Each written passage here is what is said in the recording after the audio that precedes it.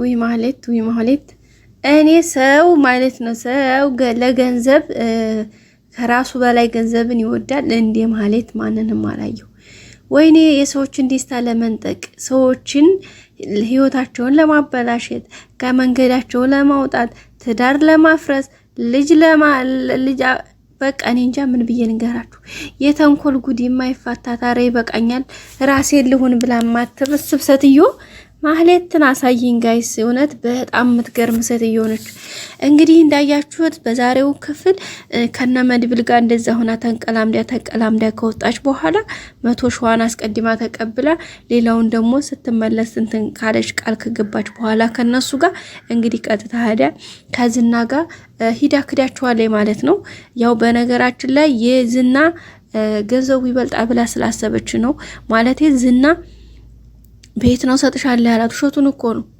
ግን ቤት ነው ማስረክብሽ ስላላት እንግዲህ ሂዳ ዝና ጋር በቃ ያለው ሚስጥሩ ተናግራለች ማለት ነው መናገርም ብቻ ሳይሆን መልሳ ድጋሚ የሰከራስ መስላ ፊት እነሱ ጋር የሰከራስ አስከሬ ያመጣዋለሁ ብላ ቃል ገብታ ሄደች ከዛም በኋላ እሷ ደግሞ ለዝና አንድ በአንድ ነገረችው ማለት ነው ምን አድርጊ እንዲያሏት እንግዲህ አስክረሽ ወይ ደግሞ አስመሽተሽ አምጪው እንዳሏት ሁሉንም ነገር ሚስጥራቸውን ስትነግረው እሱ ደግሞ እሺ ችግር የለውም የሰከርን መስለን እንሄዳለን እያስቸገረኝ እየተከታተለኝ ያለው መድብል ነው ለሞገስ ችግር የለም ሞገስ ማለት ዝም ብሎ ከንቱ ሰው ነው ምን አባቱን ብሎ እያለ ነበር ማለት ነው እንዳለውም እንግዲህ ይዛው ሄዳለች እሷ እየደጋገፈች ከዛም እንግዲህ እነ መድብል እውነትም ልጅቷ የታለኳን ፈጽማለች እውነትም ሰክሯል እውነቱን ነው ብለው አስበው ነበር ከዛም እንግዲህ በሚገርም ሁኔታ ሲሄዱ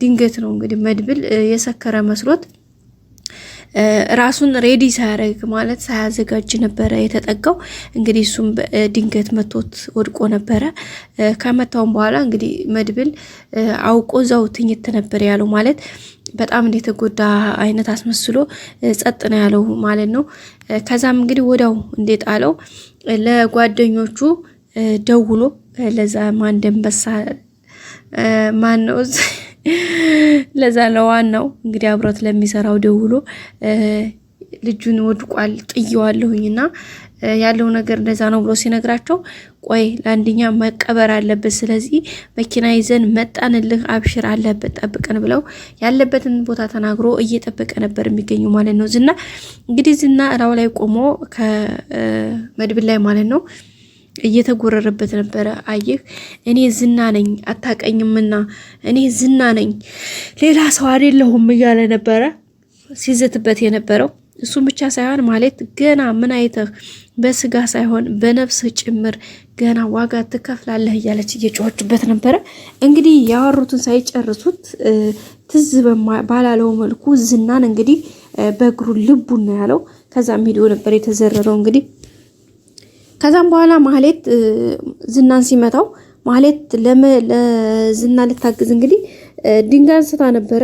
ድንጋዩን አንስታ ስትመጣ ደግሞ ሞገስ ደግሞ በቅርብ ስለነበረ እየሮጠ መጥቶ ምን አባሽ ሲላት ሸሸኝ ማለት ነው። ውድ ቤተሰቦቻችን እንግዲህ ማህሌት በሚገርም ሁኔታ አሳልፋ ሽጣቸዋለች ለመድብል። ለዛው ሚስጥራቸውን ሙሉ ነገር ፊት ቃል ገብታ የሄደችው ሌላ ነው፣ ግን ያደረገችው ነገር ሌላ ነው ማለት ነው። እሱ ብቻ ሳይሆን ደግሞ አሁንም ሌላ ስራ ደግሞ እንግዲህ ዝና ሽልማት ነው ብሎ ሌላ ስራ ከሌሎች ሰዎች ጋር አገናኝቷታል። ምክንያቱም ለተንኮል አንደኛ ስለሆነች ለሰዎች ፈተና ስለሆነች ድጋሚ አሁንም የሌላ የተንኮል መንገድ እንዲስፋፋላት ተደርጎላታል ማለት ነው። እሱም እንግዲህ ሽልማት ነው። ማህሌት የኔ ቆንጆ መባልም ተጀምሮላታል። ዝና አንቺ ከብት፣ አንቺ ደንቆሮ፣ አንቺ አህያ ከማለት ወጥቶ ማህሌት የኔ ቆንጆ ወደ ማለት ተዘዋውሯል ማለት ነው። በዚህ ከቀጠልሽ ገና ብዙ ነገሮች የሚስተካከሉ አሉ። ትችያለሽ እኮ በቃ የልቤ ሰው እያላት ነው እንግዲህ ዝና። በዚህ ሁኔታቸው ፎንቀም ሳይገባለት አይቀርም የሚል ተስፋ አለኝ። አይ ዝና በነገራችን ላይ ማለት እየተራወጠችም ያለችው ለሱም ጭምር ነው ማለት ፍቅር ይዘዋል ይወደኛል አይነት ነገር እያለች ነው እንግዲህ እየተፈራፈረች ያለችው። ግን አይሳካላትም። እሱ ለመጠቀሚያ እንድትሆነው እንጂ ነገሮች እንደዚህ እንትን የሚልላት ከሷ ፍቅር ወይም የሆነ ነገር ምንም አይነት ስሜት የለውም ማለት ነው። እንግዲህ አይታወቅም። የወንዶች ነገር ሲላመዱ ነው ፍቅር የሚይዛቸው ይባላልና ሰንበት ሲልም እንግዲህ ፎንቃም ሊገባለት ይችላል። ግን ለአሁኑ ዝና ያው ዝሮ ደስ ብሎታል ማለት ነው። እነ መድብል ከሆነ ነገሮችን እሱን ሳትበቀለው ስለቀረች በነገራችን ላይ ብዙ ለፍልፋለች እኮ ተናግራለችም ለእንትና ማለት ነው ለመድብል ተናግራለች። ያው የምትችለውን ያለውን ነገር ተናግራለች። ግን ደግሞ ምንም እንዳላወራች ምናምን አድርጋ ነው ለዝና ያወራችሁ ማለት ነው። ሌላው ደግሞ ቅድስት ያገኘችው የወረቀቱ ጉዳይ ለኔ ራሱ የሆነ እንትን ሆኖኛል። ቅድስት እንግዲህ ቤቱን ስታጸዳ ወይም አልጋ ክላስ ስታጸዳ የሆነ ወረቀት አግኝታለች። ወረቀቱም እንግዲህ በብሩክ የተጻፈ ወረቀት ነው። እንግዲህ ይህ ጽሁፍ እኮ የጋሸ ነው እያለች ነበረ። በብሩክ የተጻፈ ነው። እንግዲህ ወረቀቱን እንዳገኘችው በጣም ነው የደነገጠችው። እንዳነበበችው ምናምን ካነበበችው በኋላ ቀጥታ ወደ መድብል ጋር ነበር የደወለችው። መድብል ደግሞ ከዚህ በቃ እገላቸዋለሁ፣ ሁለቱንም አንድ ላይ እገላግላቸዋለሁኝ እያለ በጣም ተናዶ ስለነበረ ስሜታዊ ሆኖ ስለነበረ እመጣልሻለሁ ብሎ እንግዲህ ማለትንም አንቺ አሪዎስ ልጅ ብሎ ሰድቦ ስልኩን ዘግቶ ነበረ። ከዛም እንግዲህ ሽጉጡን ይዞ ነበር ቀጥታ ሄደው እተኩስባቸዋለሁ፣ እሱም ብቻ ሳይሆን ሁለታቸውንም እያለ ነው ሄደው ማለት ነው። እንግዲህ ዛ ከሄደ በኋላ ለሞገስም ደውሎለት ወደዛ እንዲሄድና ምናልባት እንኳን መመለስ ባልችል የምሳሌ ነገር አደራ ብሎ እንግዲህ አደራ ሰጥቶ ነው ቀጥታ ወደ ዝና ጋር የሄደው። ዝናም እንግዲህ ማህሌትን በአንድ ላይ አምሽተው ሲገባበዙ ሲሸላለሙ አምሽተው ቀጥታ ወደ ክላሷ ወደ ቤቷ እየሸኛት ነበረ።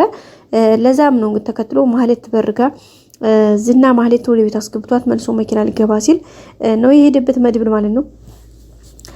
እና መድብል ሲደወለ ስልክ አላነሳም። ምክንያቱም ቀጥታ እዛ ስለደረሰ እየደወለች ነበር ቅድስቴ እንግዲህ ወረቀቱ ምንም ይመስላችኋል ጋይስ? እኔ ቅድስቴ ያነሳችው እንግዲህ ወረቀቱ ብሩክ ምናልባት ስለሄደበት ስላለው ነገሮች አንዳንድ ኢንፎርሜሽኖች ይገልጻል ይሄ ወረቀት ብዬ ተስፋ አደርጋለሁኝ። በእርግጠኝነት እንደዛ ነው የሚሆነው። ብሩክ ነው የጻፈው ኦልሬዲ ወረቀቱን። ስለዚህ የሄደበትን ሁኔታዎች ማለት እንዴት ወጥመድ እንደገባ የሚያሳይ ምልክት ነው ብዬ ተስፋ አደርጋለሁኝ። እንግዲህ መድብል በቃ ዝና ጋር ከመግጠሙ በፊት ስልኩን አይቶት በቃ ስልኩን አንስቶላት ቅድስቴን ስለ ወረቀቱ ብታወራው ደስ ይለኛል ማለት ነው። እናንተስ ምን ትላላችሁ? ምክንያቱም ወረቀቱን የተጻፈውን ነገር አይቶ ወደ እርምጃ ቢገባ ለነገሮች ምናልባት በቃ ማለት ረጋ ብሎ እንዲያስብ ወይም ደግሞ በሌላ መንገድ አማራጭ ካለው ለመፈለግ ምቹ ይሆናቸዋል ብዬ ተስፋ አደርጋለሁኝ። እንግዲህ መድብል ምንም እንደማይሆን በለስ እንደሚቀናው እንደሚሳካለት አንጠራጠርም። ውድ ቤተሰቦቻችን ላይክ ያላደርጋችሁ ላይክ አድርጋችሁ ጀምሩ። ቪዲዮውን እስከመጨረሻ ማየት ሀሳብ አስተያየታችሁን አስቀምጡልኝ። ላይክ ያላደርጋችሁ ላይክ አድርጉ ፕሊዝ። እንግዲህ ሁሌም አብራችሁ ስለሆናችሁ በጣም አመሰግናለሁ። ምስጋናዬ በጣም ከፍ ያለ ነው። በድጋሚ እስከምንገናኝ ሰላም ቆዩ።